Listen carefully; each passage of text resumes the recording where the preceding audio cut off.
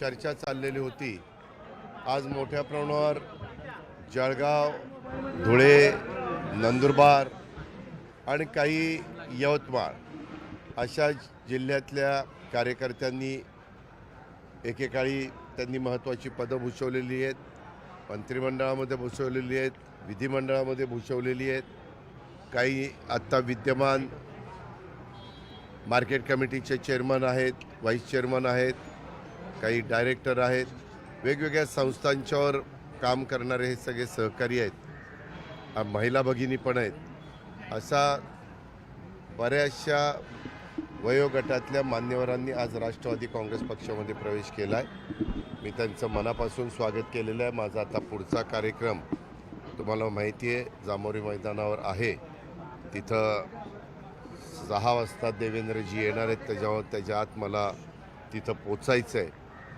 पण एकंदरीतच प्रत्येकजण आपापला पक्ष वाढवण्याचा प्रयत्न करतो आहे. आम्ही बेरजेचं राजकारण करण्याचा प्रयत्न करतो आहे. ह्याच्यातून कुठल्याही पद्धतीचे नवीन प्रश्न निर्माण होणार नाही ही पण काळजी आम्ही सगळेजण त्या बाबतीमध्ये घेतो आहे. परंतु गेल्या 35 वर्षाच्या राजकीय जीवनात काम करत असताना अनेक सहकारी हे कधी बरोबर असतात, कधी काही कारणांनी बाजूला जातात. परंतु आज पुन्हा त्यांनी आमच्याबरोबर येण्याचा निश्चय केला आणि आज तो पक्षप्रवेश झाला. अजूनही असेच काही पक्षप्रवेश पुढं पण होत राहतील आणि त्यांना आम्ही पक्षामध्ये स्थान देत राहू. माजी मुख्यमंत्र्यांना तुम्ही सन्मान करताय आज. महाविकास आघाडी असेल किंवा महायुतीच्या संदर्भात जे मंत्री आहेत हो, आत्तापर्यंत महाराष्ट्राची निर्मिती झाल्यापासून सुरुवात स्वर्गीय यशवंतराव चव्हाण साहेबांनी केली आणि आत्ता विद्यमान मुख्यमंत्री म्हणून देवेंद्रजी काम बघत आहेत. त्याच्यामुळं ह्यामध्ये जे आत्ता हयात आहेत त्या सगळ्या मुख्यमंत्र्यांना निमंत्रण देण्याचा प्रयत्न आम्ही केला आहे. काहींनी सांगितलं आम्ही येऊ, काहींनी सांगितलं की आम्हाला आमच्या पूर्व नियोजित कार्यक्रमामुळे येता येणार नाही असंही काहींनी कळवलं. पवार साहेबांना निमंत्रण दिलंय का? राज्याचे 4 वेळा मुख्यमंत्री झाले आहेत पवार साहेब. त्याच्यामध्ये सर्वांनाच दिलेलं आहे. पवार साहेबांना निमंत्रण देण्याची जबाबदारी प्रफुल्ल पटेल साहेबांच्यावर दिलेली होती. त्याच्यावर त्यांनी त्या ठिकाणी दिलेलं असेल आणि सगळ्याच आत्तापर्यंत पृथ्वीराज बाबांना, सुशीलकुमार शिंदेंना, आपले नारायणराव राणे असतील, एकनाथराव शिंदेजी असतील, त्याच्यामध्ये अशा सर्वच मान्यवरांना जे जे आत्तापर्यंत मुख्यमंत्री होऊन गेले त्यांना पण निमंत्रण दिलं विद्यमान मुख्यमंत्र्यांच्या सहित. पवार साहेबांच्या कार्यालयाकडून असं सांगण्यात आलं की ज्या कार्यक्रमाचं आपल्याला निमंत्रण नाही आहे त्या कार्यक्रमाला जायचं विषय नाही. अहो, मी आपल्याला काय सांगतो, हा कार्यक्रम ऑर्गनाईज करत असताना पक्षाने ऑर्गनाईज केला. त्यामध्ये तटकरे साहेबांनी काही मान्यवरांना निमंत्रण देण्याचं सांगितलेलं होतं. मी माझ्यावर जबाबदारी देवेंद्रजी आणि एकनाथरावांची होती. मी त्या दोघांना सांगितलं. देवेंद्रजींना तुम्हाला सगळ्यांना माहिती आहे की नीता मुकेश अंबानी कल्चरल सेंटरमध्ये महत्त्वाचा कार्यक्रम त्या ठिकाणी आहे, परिषद जी चालू आहे. तरी देखील मुख्यमंत्री म्हणले मी वेळेत येतो अतिशय आणि मी वेळेत लगेचच जाईल. एकनाथरावांचा मात्र मगाशी फोन आला की दादा मी इकडं पर्यटन महाबळेश्वरचं पर्यटन जो महोत्सव चालू आहे तिकडं आहे, पण मी येण्याचा प्रयत्न करतो. परंतु आत्ता तिथं श्री रविशंकर आणि नाना पाटेकर यांचेही काहीतरी कार्यक्रम तिथं पाहण्याच्या संदर्भातले घेतलेले आहेत. दादा संजय शिरसाट ते म्हणतात मी त्याबद्दल ऐका थांबा. असे पैसे कोणी तुम्हाला काही माहिती घेत नाही, काही नाही. आपलं त्यावेळेस मी मुख्यमंत्र्यांच्याही कानावर ही गोष्ट घातली. आपण अर्थसंकल्प सादर करत असताना विशेषतः SC आणि STमध्ये त्या घटकाकरता बजेटमध्ये लोकसंख्येच्या प्रमाणामध्ये तरतूद त्या बाबतीमध्ये करतो आणि बाकीच्या घटकांना जनरल बजेटमध्ये तरतूद त्या करत असतो, विकासाच्या योजना देत असतो. आता आपल्याला निधी देत असताना लाडक्या बहिणींना, ज्या लाडक्या बहिणी आदिवासी घटकामध्ये मोडल्या जातात त्यांना त्या विभागातनं निधी देण्यात आला आहे.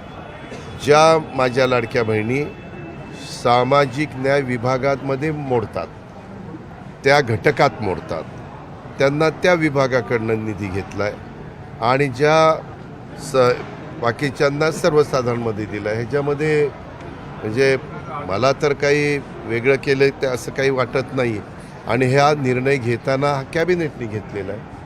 आपल्यालाही पत्रकार मित्रांनो माहिती आहे की निर्णय कॅबिनेट घेत असतं.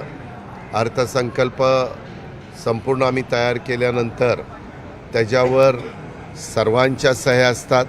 सर्वांच्या म्हणजे माझी, एकनाथराव शिंदे साहेबांची, मुख्यमंत्र्यांची आणि मंत्रिमंडळात तर सगळेच असतात. त्याच्यामुळे मंत्रिमंडळाने मान्यता दिलेली आहे. संजय शिरसाटांची नाराजी तुमच्याच खात्यावरती पाहायला मिळते. ते ठीक आहे, म्हणतात की आम्ही अर्थखात्यातले- तो आमचा अंतर्गत प्रश्न आहे. तो काही बाहेरचा वाट्यावर आणण्याचं काही कारण नाही. आम्ही म्हणजे मुख्यमंत्री महोदय, एकनाथराव शिंदेसाहेब, मी, संजय शिरसाट आम्ही एकत्र त्या बाबतीमध्ये बसू. वाटल्यास उद्याच्या 6 तारखेला चौंडीला कॅबिनेट मीटिंग आहे, त्यावेळेस तिथं विषय काढला जाईल, चर्चा केली जाईल. गैरसमज असतील तर दूर केले जातील, काही चुकला असेल तरी दुरुस्त केलं जाईल.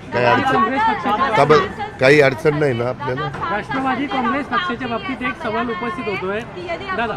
राष्ट्रवादी काँग्रेस पक्षाच्या बाबतीत एक सवाल उपस्थित होतोय की आधी जी आश्वासनं दिली, खास करून जाहीरनाम्यामध्ये, त्या बाबतीत आता तुम्ही हल्ली तुम्ही जे स्टेटमेंट करताय, कर्जमाफी मी बोललो होतो का 21 एक मिनिट थांबा, एक मिनिट थांबा. आम्हाला अरे थांब ना बाबा, आम्हाला राज्य चालवायचं आहे. आपण पत्रकार मित्रांनो आत्तापर्यंत वेगवेगळ्या निवडणुकीमध्ये सगळे कार्यक्रम काढा. एकदा तर आम्ही 2004 साली मोफत वीज माफी म्हणून बिलं दिले आणि नंतर सरकार, आम्ही पण त्याच्यातले घटक होतो, आल्यानंतर तो निर्णय मागं घेतला. का घेतला तर तो राज्याला आर्थिक बाबतीमध्ये परवडणारा नव्हता. शेवटी आपल्यालाही माहिती आहे की महायुतीच्या वतीनं जे काही जाहीरनामा दिला त्याच्यापेक्षा अधिक रकमाचा जाहीरनामा हा महाविकास आघाडीने दिलेला होता की जो कदापि अस्तित्वात येणं शक्यच नव्हता.